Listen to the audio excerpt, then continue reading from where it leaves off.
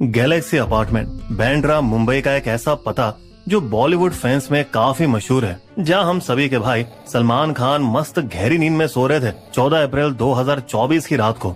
शायद पिछले कुछ दिनों में ईद की दावतों में परिवार के साथ निहारी और बिरयानी ठूसने के बाद, लेकिन 14 अप्रैल को बाहर 4:55 पर अंधेरा था, जब बाइक सवार दो आदमी हेलमेट से अपना चेहरा ढके तेजी से बिल्डिंग की ओर बढ़ रहे थे। जैसे वो गैलेक्सी के पास पहुंचे, बाइक चला रहे बंदे ने रफ्तार धीमी की और पीछे बैठे उसके साथी ने सलमान की बालकनी पर 5 गोलियां दाग दी।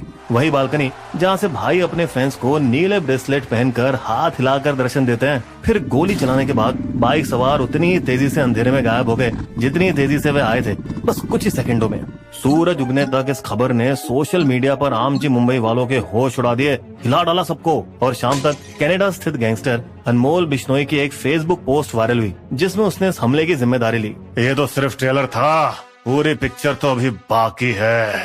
ये धमकी संगीन थी, क्योंकि अनमोल दरअसल जेल में कैद गैंगस्टर लॉरेंस बिश्नोई का चचेरा भाई है। वही खतरनाक बंदा जिसका पंजाबी गायक सिद्धू मूसेवाला की हत्या के पीछे भी हाथ था। हमारे सलमान के साथ उसका 36 का आंकड़ा उस 1998 के काला हिरण शिकार मामले को लेकर है, जिससे उसका बिश्नोई समुदाय अब भी बेहद नाराज है। पर जल्द ही पुलिस की जांच में बालकनी की रेलिंग में गोली फंसी मिली, जबकि 4 गोलियों के खोल सड़क पर पाए गए, जिससे साफ हुआ कि शूटर नौसिखिए थे। लेकिन वे इतने शाणे जरूर थे कि बाइक तेजी से भगाई ताकि धुंधली सीसीटीवी फुटेज से उनके चेहरे या प्लेट नंबर की पहचान न हो सके।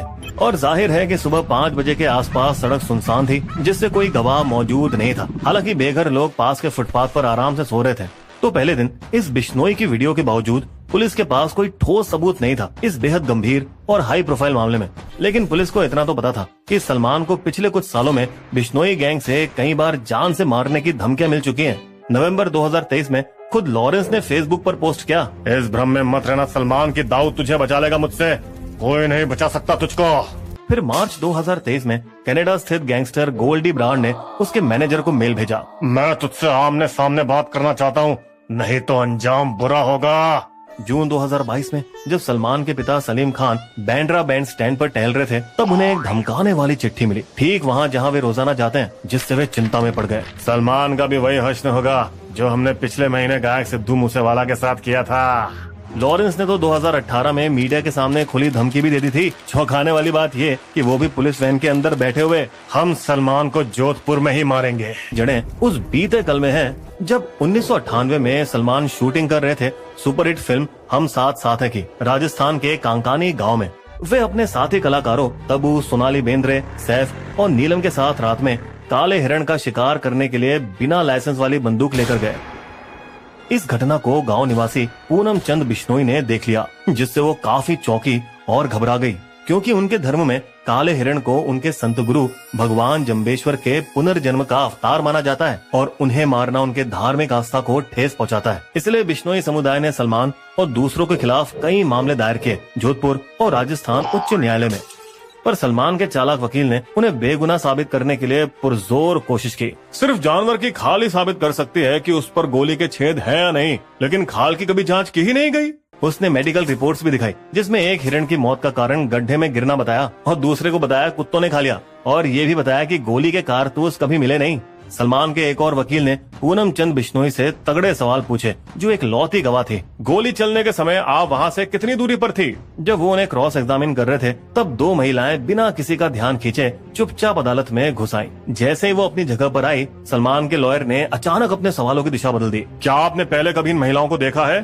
प्रमुख गवाह तब उन आम कपड़ों में आई तबू या सोनाली बेंद्रे को पहचान नहीं पाई, जो सलमान के साथ ही आरोपी थे। हैं कौन? नहीं देखा।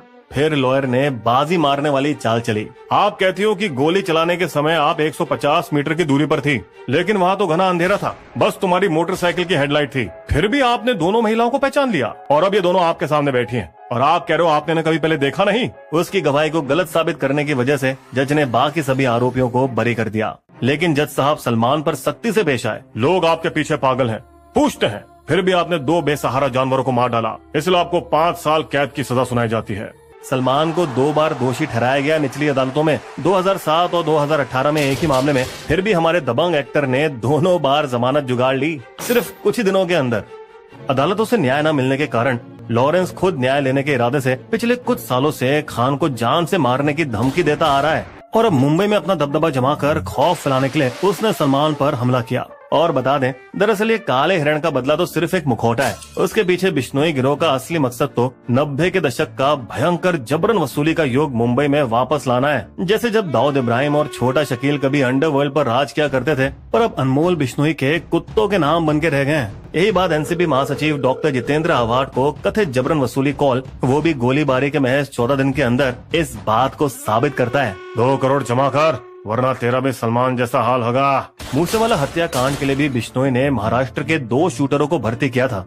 इसलिए जांच करने वालों को शक है कि शहर के बिजनेसमैन, फिल्म अभिनेता और बिल्डर डर के मारे बिश्नोई गिरोह की धमकी भरी कॉल की शिकायत दर्ज नहीं कर रहे। पिछले 1.5 दशक में मुंबई के अंडरवर्ल्ड गैंग डी कंपनी, छोटा राजन और रवि पुजारी को ढेर करने के बाद बिश्नोई गैंग को शुरू में ही खत्म करने के लिए मुंबई पुलिस और क्राइम ब्रांच ने 10 टीमें बनाई, जिन्होंने उसी रात आसपास के भागने वाले रास्तों और शहर के चारों ओर के सभी सीसीटीवी फुटेज को इकट्ठा किया और ये पाया कि सलमान के घर से वे बदमाश पहले 1.5 किलोमीटर दूर बैंड्रा के माउंट मैरी चर्च की ओर भागे, जहां उन्होंने अपनी बाइक ठिकाने लगाई। फिर 2.5 किलोमीटर पैदल चलकर वे दोनों बैंड्रा रेलवे स्टेशन पहुंचे। वहां से बोरीवली जाने वाली ट्रेन में चढ़े और 2 स्टेशन बाद सेंटा क्रूज में उतरे।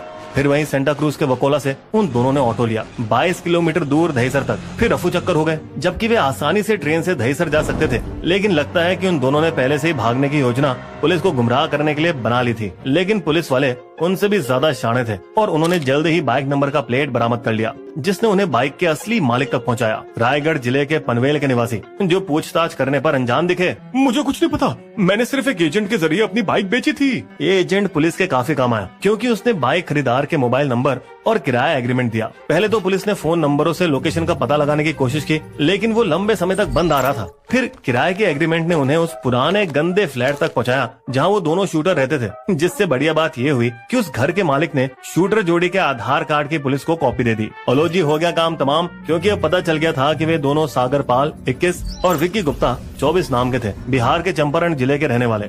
इसलिए अब क्राइम ब्रांच तुरंत उनके गाँव पहुंची और उनके परिवार से पूछताछ की, लेकिन कोई फायदा नहीं हुआ। कहाँ छुपा रखा है सागर और विकी को? साहब का बात बा, सागर बात तो पंजाब में है। पर चालाक सागर तब तक एक नया सिम कार्ड ले चुका था, जिससे उससे लगा कि वे पुलिस को चकमा दे सकेगा। लेकिन उसको कहाँ पता था कि पुलिस की एक टीम लगातार इस बात की जांच कर रही थी कि कोई नया नंबर उसके आधार कार्ड से जुड़ रहा है या नहीं। बस गेम ओवर, पुलिस ने उसकी लोकेशन का पता लगा लिया, गुजरात के भुज में नखत्राणा शहर। हालांकि जब एक और जांच टीम उस स्थान पर पहुंची, दोनों फिर रफू चक्कर हो गए और एक बार फिर उनका नंबर बंद निकला। तमे जे नंबर पर फोन कर्यो हतो ते बंद छे। जिससे अब पुलिस पूरी तरह से परेशान हो गई थी और उन्होंने बिना हार माने भुज के किफायती होटलों, लॉज, धर्मशालाओं में उन्हें ढूंढा और बाजारों में भी जगह जगह उनकी तस्वीरें दिखाकर। उन्हें उनके सब्र का फल तब मिला जब एक दुकानदार ने सागर की अनोखी लंबी नाक और दाढ़ी की वजह से उसको पहचान लिया। हाँ सर, इसको तो देखा है मैंने, मातानु मठ मंदिर की तरफ जाते हुए। क्राइम ब्रांच की 3 और गुजरात पुलिस के 5 अफसरों की टीम फौरन मंदिर के लिए रवाना हुई और 500 मीटर पहले ही रुक गई ताकि शूटर सतर्क न हो पाए। फिर अपने शातिर प्लान में उनमें से 3 ने भक्तों जैसा भेष धारण किया और मंदिर के अंदर चले गए। जैसे उन्होंने मंदिर के अंदर एक कोने में सोते हुए शूटरों को देखा, उन्होंने तुरंत बाहर छिपे अपने अफसरों को खबर दी। इसके बाद पुलिस टीम ने अपराधियों को चौंकाकर आखिरकार रिकॉर्ड 2 दिनों में उन्हें पकड़ लिया। दोनों से कड़ी पूछताछ के बाद चौंकाने वाली बात पता चली कि कैसे बिश्नोई गैंग पूरे भारत में 900 शूटरों के साथ अपना जाल बिछा चुका है। जहां लॉरेंस जेल तो वहीं अनमोल विदेश से इंटरनेट वॉइस कॉल के जरिए गैंग चलाता है ताकि उनकी लोकेशन का सुराग न मिल पाए। उनके सोशल मीडिया फैन अकाउंट में AK-47 के साथ पोस्ट देते युवाओं की वीडियो दिखाई जाती है और लॉरेंस भगत सिंह की तस्वीर वाली टी-शर्ट पहने एक बड़े देशभक्त के रूप में अपने आप को दिखाता है ताकि बिना क्रिमिनल रिकॉर्ड वाले भोले जवान लौंडों को वो लुभा सके और वो उन्हें कनाडा में रईसी वाली जिंदगी देने का वादा करता है।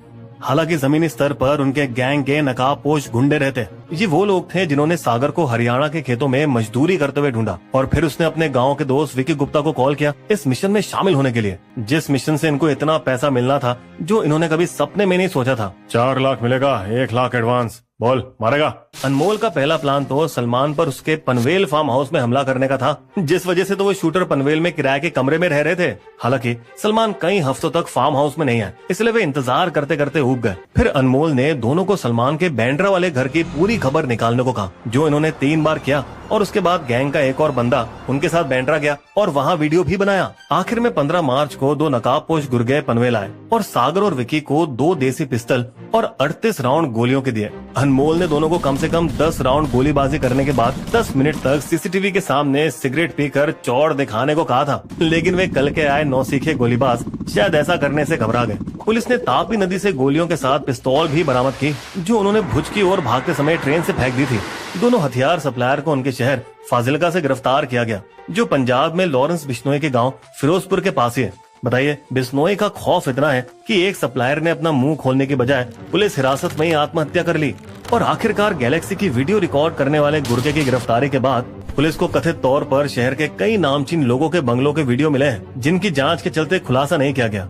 मुंबई पुलिस ने अनमोल बिश्नोई के खिलाफ लुकआउट सर्कुलर जारी किया, लेकिन भारत कनाडा संबंध थोड़े ठंडे होने की वजह से अनमोल जब तक कनाडा में है तब तक उसका कोई कुछ नहीं उखाड़ पाएगा। गिरफ्तारियों का सिलसिला जारी रहा 2 महीने बाद भी, जब पुलिस ने पनवेल में बिश्नोई गैंग के 4 और गोलीबाजों को पकड़ा, जिन्होंने खुलासा किया कि 60 से 70 और लड़कों को मुंबई, रायगढ़, नवी मुंबई, ठाणे, पुणे और गुजरात में तैनात किया गया था सलमान की गतिविधियों पर नजर रखने के लिए। और ये भी कि बिश्नोई गैंग पाकिस्तानी हैंडलरों से शायद AK-47 जैसे हथियार खरीद रहे हैं। वहीं दूसरी तरफ बिश्नोई समुदाय बिल्कुल भी हिंसक नहीं है, क्योंकि उनके बिश्नोई पंथ के 29वें सिद्धांत माफ करने में यकीन रखते हैं। साथ ही ये लोग पेड़ों को बचाने के अहिंसक चिपको आंदोलन के लिए जाने जाते हैं। ये इतने बहादुर है कि एक अनिल बिश्नोई ने कई बार बंदूक की नोक पर अपनी जान जोखिम में डाली है। सैकड़ों शिकारियों से लड़ने, उन्हें पुलिस के हवाले करने 1 लाख काले हिरण और चिंकारों की जान बचाने के लिए जाने जाते हैं। इन्होंने 3 फुट लंबा 800 किलोग्राम का काला हिरण स्मारक बनाया है कांकाणी गांव में, ठीक उसी जगह